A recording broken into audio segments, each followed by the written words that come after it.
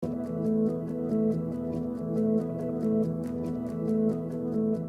to Business Leadership Podcast.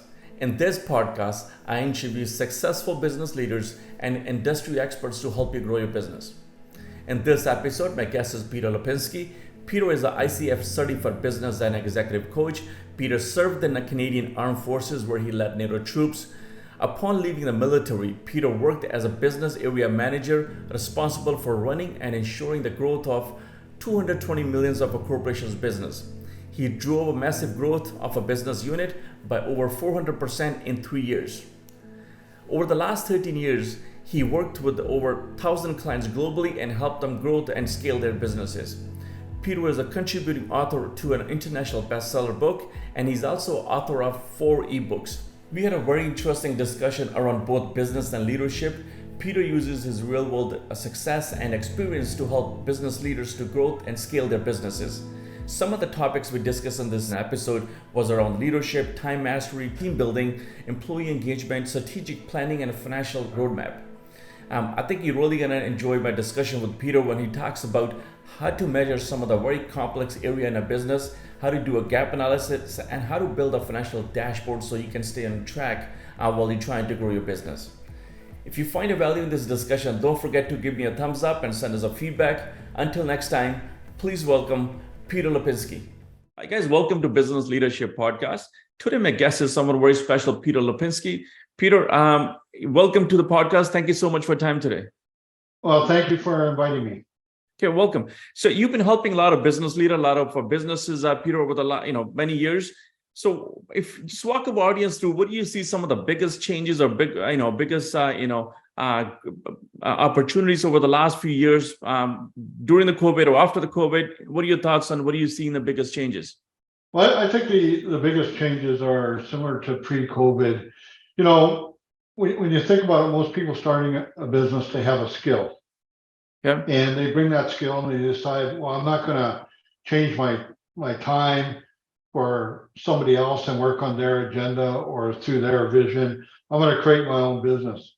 And they come into business, they're very proficient in their skill, but they lack the skills to be able to actually run the business. And, you know, the very first business I started a number of years ago in the mid 90s, I had known all the things I should be doing as a business owner, but I fell into that trap of the daily whirlwind. And that's where I see most business owners caught prior to, during, and especially after COVID, trying to rebuild their businesses. They're getting caught up in the daily tactical side of the business with not having a lot of real strategy of how they're really going to grow the business. And they don't, you know, one of the common things I hear in my area is, I'm too busy, I don't have time. But then they're working extra long hours, they're not taking vacations. They can't find the right staff because they don't have the skills to, let's say, interview properly or find the right person or to understand what type of team they're trying to really build. And small business owners, if you want to be successful, you have to build a team. You have to build a team so that they actually run the day-to-day operation of the business, and the business owner can be more focused on the culture and the strategy of a business to build it so they can move the business forward, and not with them doing all the hard labor. Yeah. So swamped in operational stuff than trying to look at working on a business. I think one of the reasons is a lot of business owners, they come from trade background or technical background, right? So we all good at doing something in a company, whether it's technical, whether it's trade, whether it's engineering, and then we decided to open a business because we know the trade so well. But we never learn a business, how to build a business, but we just bring the trade and create jobs other side, right? Exactly, and the challenge is if you're going to own a business, I always say you've got to learn to drop the tool belt. And then you become more of a teacher mentor to build your team. You need to focus from doing the work focus, the tactical side, to the development side of the business, both in, let's say, business development of marketing, but also development of team development and giving your team the skills to succeed. Mm-hmm. So more people focused rather than job focused. Got you. Very interesting. But I think one of the challenges, and I've been guilty myself as well early in a business, is when in order for you to be a business focus, you got to be able to look ahead 5 years and 8 years and see where you want to go, and then start putting people into places, right? But when you're so swamped with the operational issues, the operational challenges, and you are so good at solving those problems, and in your niche, natural, your tendency is, okay, let me fix these issues first before we go out and start looking at it. So he keeps bringing yourself back to those operational challenges and never look at 5 or 10 years ahead where you want to get to. Exactly. And by the end of the day, you're exhausted, you're tired, and you don't have the time. But at some point in your business, every business owner should take a day or two out and work with somebody and build that plan. Yeah. Take a day or two. And if you're not able to do that, you're in a crisis mode. And I always look at a business being in one of two places. Either they're in the hole, very reactive, tactical, or they're climbing the mountain. And when you're climbing the mountain, you're more strategic and proactive, right? Yeah. The challenge for a business owner is to get out of that daily whirlwind or the hole and start being able to climb up that mountain and really to grow that business. Because in the end, let's be honest, and let's be very clear, most people invest their life savings in their business. That's their retirement plan. Yeah. And if they don't have a business to sell, well, you're not going to have a retirement. You're not going to have a future beyond when you're too old to be able to do the technical stuff in the business. Mm-hmm. Yeah, no, definitely. You just got to look at different ways. So what do you recommend businesses, how far they look at ahead? Like, is a 5 years plan, they need 10 years plan? What do they, when they're building a strategy, because you help a lot of businesses building those strategies, how far you want to go in the future? So listen, this is where we want to end up, and you want to work backwards and build a plan to get there. Yeah, when I found recently, back years ago, you could do that 10, 25-year plan. I mean, you can have a very bold vision that's 25 years out. And I always think about Chris Hadfield, if I can mention his name. He was a young boy and he said, I want to be an astronaut. He didn't know how to get there. He didn't know what he had to do or anything else. He just said, here's my big dream, my big goal, my big BHAG, right? I want to be an astronaut. So, a business owner can go 25 years out and go, I want to sell a $10 million business in 25 years or whatever. Yeah. But then I look at planning, and COVID really should have been an eye opener for everybody. And today with technology creating numerous inflection points, and now especially with AI coming on, you have to look at probably a 3-year cycle. But every year you have to revisit it.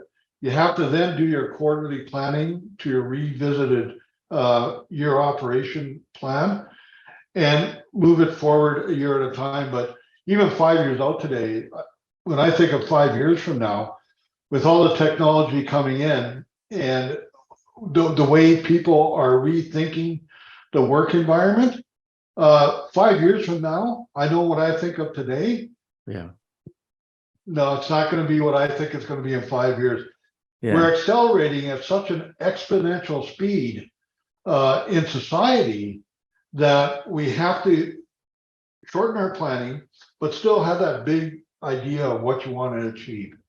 Right? Yeah. So what happens? A lot of people had plans before COVID, but in a COVID, everything got disrupted, right? So a lot of people had to rethink their products, maybe add new products or change the product line based on what changed. And I'll say in the services as well. A lot of people had to change their services to accommodate the market demands. So whether we were selling product or services, we have to reinvent what we were doing. And a lot of companies had to go through that. So what do you think that happens to the plan, and how do people handle that? Well, I know the clients that I was working with at the time, and some that I'm still working with, we looked at COVID as an inflection point in the business. Yeah. And it was really going to change. And we just finished, in the late fall of 2019. We just finished all their strategic plans for 2020. Well, by March 17th, 2020, you could just throw that out the window, right? Yeah. So we very rapidly looked at COVID as an inflection point.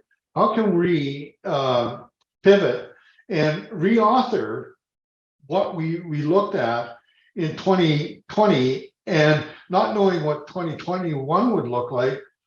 Is there enough that we could reauthor, but still be focused on that long-term vision or goal, whatever you want to call it? I like to call it an objective personally. So focusing on the long-term objective. So we quickly got together, redeveloped our plan, and using COVID as a inflection point in our business.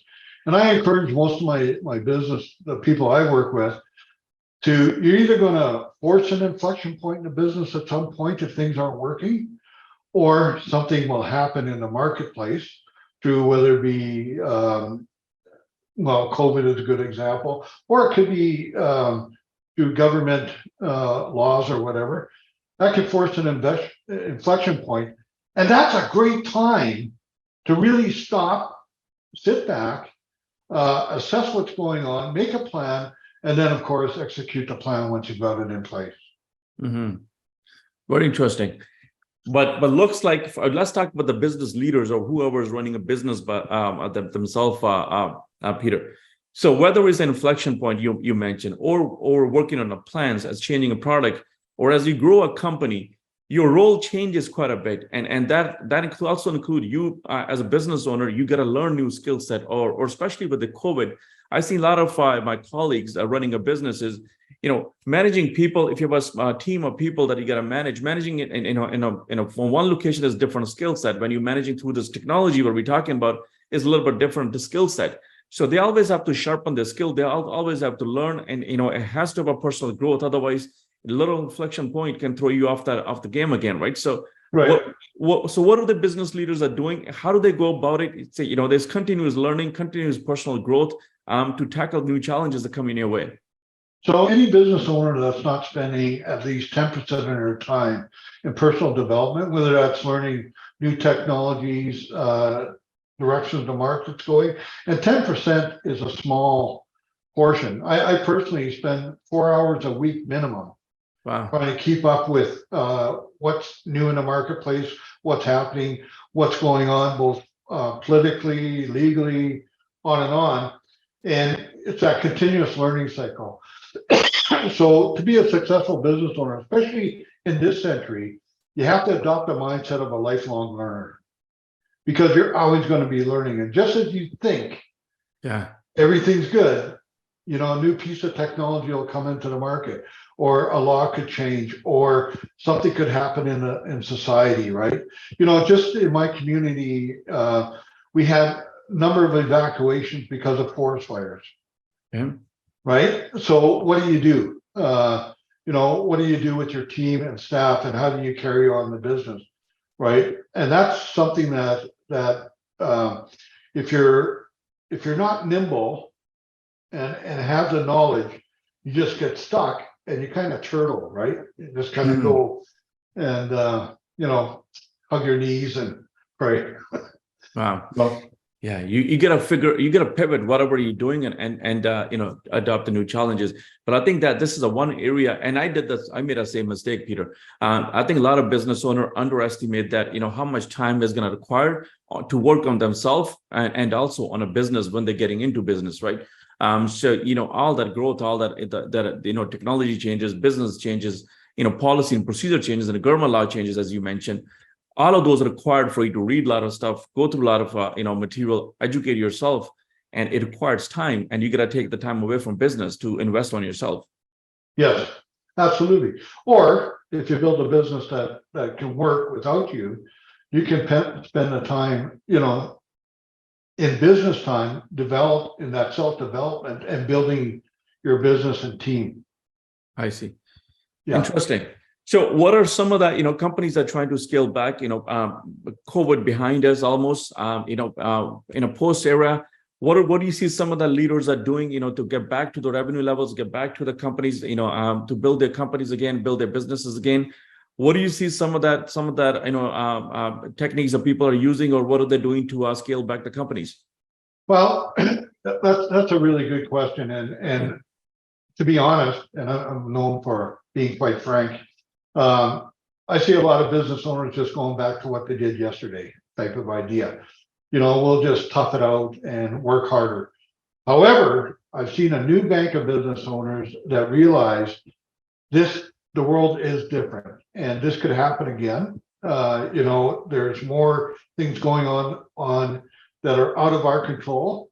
So we have to do it. And the business owners that I see really growing and accelerating in the marketplace today are the ones that are, joining mentor groups. They're the ones that are going to the Chamber of Commerce events. They're the ones that are taking that time to start, whether, let's say, join a Rotary Club and network, Chamber of Commerce and network. They're doing more networking. They're doing more being part of masterminds or mentor groups or even one-on-one coaching type of idea. And there's a real kind of surge from people trying to move into this 21st century from the last kind of century thinking, which was around for a long time. But some business owners have just gone back to working hard, and I see them struggling, right? But again, it's I'm too busy, I've got too much on my plate. Well, we all control our own time, so they should find that time. Well, isn't a definition of insanity that you're expecting as different results, but they're doing the same thing over and over? Yeah, exactly. In my office, I have that Einstein up on the wall saying that. Yeah. You definitely got to do you're gonna need a different, the world is not going to go back to the same, whether it's a hybrid environment you're running a business in, you got to figure out how to scale in this environment, and let go of the previous, what you did 10 years ago. It's not going to be relevant what you're doing today. No, it's not. The other thing too, in the service industry, especially, I understand retail can't do it. And I'm in a very high industrial type area, right? Oil and gas, forestry, farming. So there's a lot of that out there. But the service business, one of the things about employees working remotely, and one of the things that we did, so I own another business as well, and I own it. I don't work in it. I see. I bought it as an investment. But I run the strategy on that business, and the culture of that business is something that I work on and develop and elevate it. And that business was highly, everybody came into the office and they did their work. Well, with COVID, we changed all of our hardware out so that people could work from home, change their communication systems and everything else. And coming out of COVID, I reduced kind of our physical space because I don't mind if our people work at home, but what I had to do was change what we define as being working. And it went from putting in time to really objective focused work. And that's the big difference. As long as they achieve the objective, doesn't matter. And as long as the business revenue is on a growth cycle, doesn't matter where they work from. And today with the communication systems we have through Zoom or whatever, we're not cut off from our teams anymore. So they can work from wherever, but it requires the owners thinking, what are the objectives that I want to have achieved, right? And be solid in understanding that and communicating that. Yeah, and they can work in any hours as well. Not only that could be working after hours or whatever hours it suits their families. So what you're simply saying is, Peter, is that we know what the objectives we're trying to achieve. So we measure productivity to achieve the objective instead of somebody just sitting in a chair and trying to be there from 8 to 5. Exactly. Waiting for the clock to hit the 5 so they can run away and carry on with their lives. And the that business, the one I was talking about, the employee engagement is greater. They control more of their lives. If they're not reaching the objectives, then there has to be a conversation. But I find they do much better. Yeah. And they have control. Yeah. A lot of leaders agree with that the productivity went higher actually during the COVID time. The productivity didn't go down, even though we work from home. The productivity actually for office workers went up during the period. So when I see business owners telling the employees they have to come back to offices, it cannot be because of the productivity what we're just talking about, because that went higher during the COVID. So what are some of the reasons that people want to bring people, staff back to the office, Peter? Well, I think it boils down to understanding how you lead a team, right? And think about a corporate general manager. He may be looking after 10 branches. Well, he's not, right? The leadership has to change in order to do that. You have to do your homework and set the objectives. You have to set up communication systems, right, that are effective communication systems so that you guys can collaborate. The one thing that does suffer a bit is that collaboration. But one of the things with this other business that I have, I ensure that they have a huddle every morning. 10-minute huddle, that's to start it off, gets everybody's juices flowing, and then they can go do what they want. But there's a huddle every day. And if somebody misses it, well, they'll pick it up on another day. It's not the end of all. But there's ways to communicate, and that's the key thing. The collaboration sometimes collapses when people work from home. But then that just means you don't have a communication system set up, an effective communication system. Yeah. It's so important everybody to be on the same page. I guess that's how we as a humans, we need that human element. So, we don't have those water coolers talks anymore, but we need that, hurdle in the morning just to bring everybody on the same page. So listen, this is what we're trying to achieve, to bring it back the cultural aspect of the business. Yes, absolutely. Good stuff. So let's talk about your book, Peter. Finding a 10K in your business in 45 minutes. Very interesting book. I enjoyed it. There's a lot of good nuggets, but I think the whole premise was to grow your business and get out and look at different ways. So if you walk us through what inspired you to write this book and what you were trying to achieve with this book? I think most people get so hung up that they get hung up that in order to grow your business, it's got to be big things, right? And you got to spend big money and do all this stuff. And the first thing to do is really identify where you think your target customers are and where you might touch them. Whether it could be, the mail is not a bad way to market sometimes, right? Still not a bad way, right? I watch a lot of people saying, "Oh, I've got to be on Facebook and Instagram," and I go, "Okay, so who's your target client?" Yeah. Oh, well, they're 18 to 24 in age group. Let's say, well, okay, maybe Instagram, but maybe you got to be on TikTok and get Facebook, right? And LinkedIn at 24, unless you're a professional, right? It's not gonna work. So it's really starting to understand, who's their customer, what their objectives are, and then where they should be spending their energy and time looking at developing that market space, right? I just find everybody throws money and or people come up and say, geez, I'll help you find $1 million by tomorrow morning. But no, it's not true. But even finding some room, as long as you're finding, I think what it does is even though you don't find as much money, but it gives you the discipline and the narrow focus on where you should be spending time on and what area you should be trying to look for instead of just going all over the place, I guess, right? Yeah, exactly. And just don't throw money at it. Take some time, really figure out who's your customer and where you're best to reach them.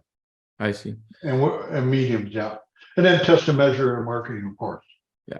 So you talk about a lot of new business in your book. You talk about a lot of how to go, generate leads, advertisements.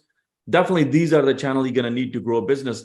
Did that change a little bit? Whether it's a lead generation, whether it's advertisements, did that change a little bit during the COVID, or is it still the same? That you just got to go after the same audience? Yeah, I look at lead generation a lot differently than I think a lot of other people look at it. Yeah. And especially in the coaching world, there's kind of this, for the last 20 years, there's been kind of this system that they say you have to do. I've never done it, and I don't do it. I don't believe in phoning people up with a script and, just Yeah. belting it all out. Yeah. I look at more proactive. So one of the things that I talk to, depending on the client, but who do you want to do business with, or who's your target customer? Then be proactive and go out and reach out to them, and if possible, reach out personally. Yeah. Right. So, for example, for me, if I see a new business and I'm interested in working with the business, I'll walk through the front door and actually talk to them. And the other thing I look at, one of the things that I learned over time was to do referrals. So we actually track how many referrals we give out, right? Okay. And so it's easy for me to walk into a business and simply say, look, this is what I do. So I declare it right up. Yeah. And I work with a lot of business owners, and I'd like to learn more about your company because I may be able to refer you. Could I have a meeting? And I never get a no answer. Yeah. Right. So Yeah. I've looked at it totally differently and make it more suited to my style, because I'm not a great telemarketer or Yeah. whatever. But that process is very, very key in a small businesses, Peter. As you scale a company, how about a little bit, corporate world, where's 100 employee, 200 employees, that the personal, that may not be the, the right, use of the owner's time, because he's got to have a team to do that, right? Or you got to build marketing and sales team. How does that changes? Well, exactly. But I mean, again, where are your target customers? I've worked with a lot of the larger companies, and they'll have targeted things. But what I find is the sales reps, when they go out into the market, they're still going out with the old adage, you got to get through the gatekeeper and everything else. They haven't changed that language in, I don't know, 50 years that I've kind of been in the business world or whatever. They're still using the same techniques. Well, people have evolved. And yes, you can, how do you get past the gate? The goal is to get an appointment. Yeah. Well, re-engineer that in this marketplace. People are a lot wiser, a little bit different, busier. You've got to appeal to that business owner. Yeah. So again, train your sales team in some different ways rather than the standard ways. I just bought a new car, and I went. It was like buying a car in the 70s. Wow, nice. And I thought, days, they're just pushing it instead of understanding my age and what I may be looking for and what may be interesting to me, right? Yeah. It was the same rhetoric, and I went, wow, this is an industry that can change. Yeah. Interesting. But people's attention span is going to change. It's changed as well, right? Especially with the social media, with the digital information, there's so much information. If you don't have a long extension span, looking at something where, so if you are running a sales department, you only got a very small window of opportunity to get to the person in a very small attention span the person has. You got to be mindful of that. True, but I mean, if you have engaging training or development, people choose whether they're attentive or not. And if they're not attentive, it's not them. It's you. It's saying something relevant to them. I got it. Got it. Yeah, I mean, everybody goes, I think young people are amazing. Like I think they are. And And because they're used to rapid information, you Yeah. have people my age especially have to change the way we communicated way back in the 80s and 90s and things like that. That style has to change. And if your audience, if you're losing your audience, that's not the audience. That's how you're delivering the Yeah. communication. You can hold So attention. exactly, exactly, Yeah. Yeah. It's not getting attention. You just can't hold on to it. exactly. Yeah. So get to the point. Yeah.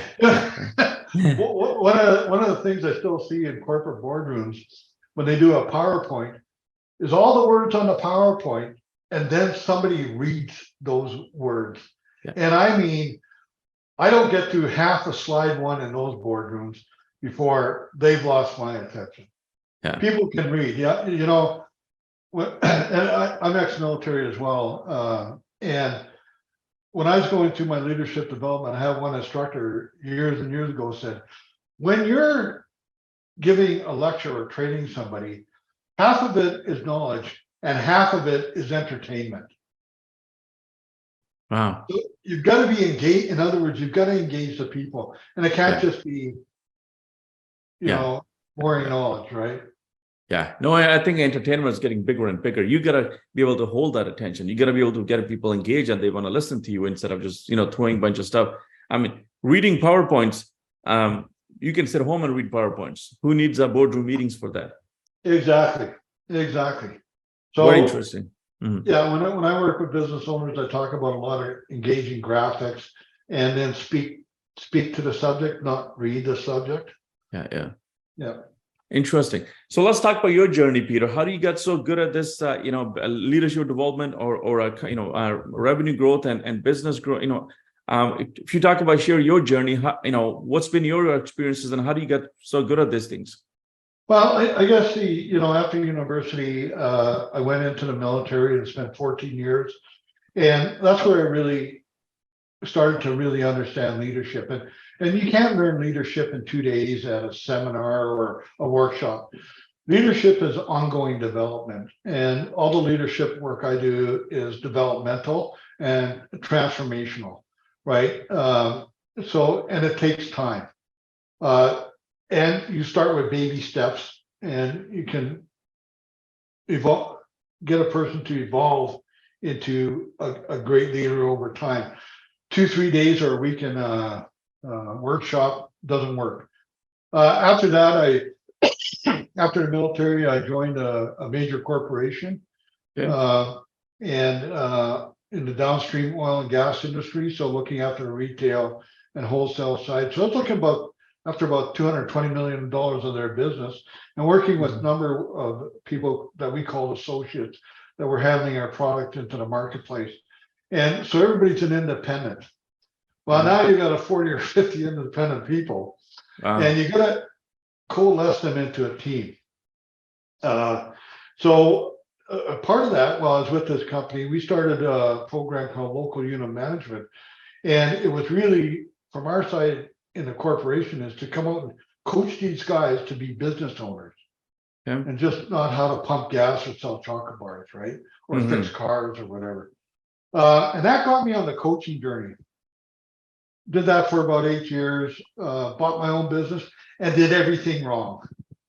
I got caught in that whirlwind. Yes, it was, we had a life, but, I was working in that business like crazy, so tactical, and I was a skilled person. After 8 years, finally sold the business, and I thought, I'll never, ever own a business again. I got headhunted by a corporation and did some turnaround work for them. And then after about 4 or 5 years of being back in the corporate world, I found just, again, it boiled down to just bad leadership and bad culture in organizations. They had all these culture things, but they didn't walk the talk, right? Mm-hmm. So in 2008, when the credit crisis happened, and the world changed, I put up my hand and said, yeah, give me a package, I'll go. And for a few months I sat around and then I decided, well, thinking back, what I really liked about the military and working with that first corporation, that I'd like to help people with their business, and thinking about what I did in my own business and how absolutely painful it was, the long hours, I think I had hair before I started that business, you know. And so I decided to look into coaching, started looking at where I could get some real certifications around it, not just say I'm a coach. And I went on that journey, went through a number of different types of training, and then in late 2009, opened up as a business coaching business first. In 2012, I went and became got certified as an executive coach as well, and Nice. been on that journey since. Beautiful. Thanks for sharing. So let's talk about the leadership in the military, you know, from your background. So what are some of the similarities that, you know, the leadership teams they have in a military that we could draw something in a business world as well and learn something from them in a business world? And also, you know, from your views, did the leadership in a military compared to today, or from your time, did that change a lot over the years? Well, so everybody has this picture of what military leadership's like, and it's not. Yeah, in recruit training, it is a little bit like what they show on TV. But once you're into the units, it's civilized. You become, you know, you're a highly trained specialist type of idea. So there's respect for that, and there's more talking than yelling, right? Type of idea. The leadership development there is really focused around looking after your people. If you're a leader, your people come first. In the Canadian military, is the higher you are in rank, the one thing they do is you eat last. So if you're the brigade commander, all the privates, all the corporals, and everybody will eat before you, right? And being a leader, and I learned this in the military, is before you become a leader, you're working for really yourself. But the second you become a leader, you're now working for everybody else. Leadership is a life of service. And that's one thing that I've carried forward. It's my job to put my people in a position to succeed. That's my job. My job is not to be the great leader and, you know, put a crown on my head. My job is to serve them. And I've carried that from the military forward. It's not about my position. You know, all the people that I hire, they know I'm the owner. Doesn't matter. Yeah. I'm there to serve them. Do they have the right tools to succeed? Do they have the right training? Are they the right people to be part of that team? Or is their character the type that fits into our culture? And so that's what you look for. And in the military, if you look at the high performing teams, the elite forces in that, they don't only look at your skill, they look at your character. That's what's most important. And when I go to hire somebody, I do a C1 plus C2 equals C3. So its character is C1. So first I look at the character, then I look at their competency, and I can train competency if they have the right character. If they're a bad character and have a lot of competence, they're usually more of a problem than anything else, right? And the C1, C2 will equal a C3, which is a competent character, right? Yeah, you can't teach character. That takes a long time. But the competency, technical skills, all that could be teachable. Exactly. But how do you change? Yeah, but what you mentioned is it's a great point. That it's a service mindset that you gotta have. You know, when you're a leader, it's a service mindset that you're there to service everybody, whether it's your client, whether it's your people, whether your vendors. You are there to be a service to them so they can do better jobs. Exactly. Very interesting. It's about, you know, it's not about, oh, I'm going to look after my success. If I look after everybody, they will make me successful. Yeah. And when they are happy, they've been looked after, they will take care of your client better than even you could take care of them, right? So they'll go out of the way to help you out. Exactly. Very interesting. So how do you help our business leaders? Definitely, business leaders, we all need help. There's a lot of blind spots that we don't know, and we make mistakes, and then we learn from it, then move forward. But somebody like you always can avoid those blind spots and mistakes and get us, where we want to get to much faster than we would do ourselves. So, what point do you connect with the business leaders, and how do you help them out? Well, I guess the main thing that I think is, if a business leader has somebody that they can talk to, and that person's going to be dead honest and not partisan, is clarity. Business leaders have a lot of things going through their mind, or leaders do. There's a lot of things going on. And when you bring somebody in, and I find when most people just talk and somebody listens and then just picks out some of the nuggets, by the end of the time, whether it's 40 minutes, 45 minutes, an hour, half an hour, there's clarity. And once a person has clarity, they can then move forward. Yeah. But when you got a million things going on in your mind and a lot of self-talk going on, well, is this right? Is this wrong? Am I doing the right, wrong thing? You just procrastinate, you go nowhere fast. Yeah. So investing in whether it's working with a coach or a consultant, or it's just clarity, getting a clear path. Most people kind of know a lot, but they're confused as maybe which might be the best path. Yeah. And these days, it's not a short of information. It could be too much information. As a human, when we got too much information, we just freeze. We don't do anything. So I think a lot of business leaders, and I tell my staff as well, these days we don't have a short of information. It's just too much information. When you're getting conflicting information, one guy's telling you do this, second guy's telling you do this.